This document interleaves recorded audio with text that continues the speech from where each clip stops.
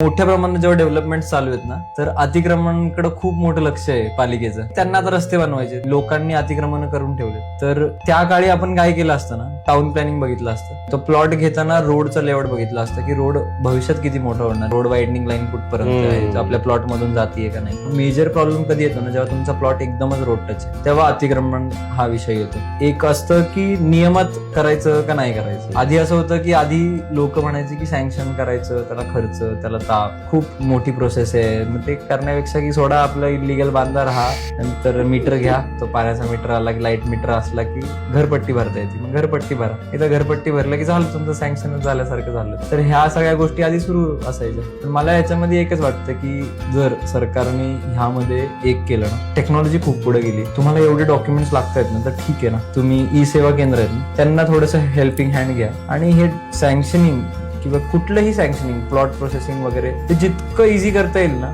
तितकं इझी करा. मधले भरपूर सगळे जे एजंट्स आहेत आणि जो ब्लॅक मनीचा जो पूर्ण जो एक प्रॉब्लेम आहे, तो जर ह्याच्यामधून काढून टाकला आणि सगळं ऑटोमेटेड IT सोल्युशन देऊन पूर्ण चांगली प्रोसेस बनवली ना, तर ह्यासारखं काही सुखच नाही. मला असं वाटतं की बिल्डर्सला पण, लोकांना पण, सगळे सँक्शन आजच्या काळात असं म्हणलं जातं की बिल्डिंग बनवायला 2 वर्ष आणि सँक्शन घ्यायला 3 ते 4 वर्ष जातात. मग त्या सगळ्या गोष्टी कमी झाल्या असतात.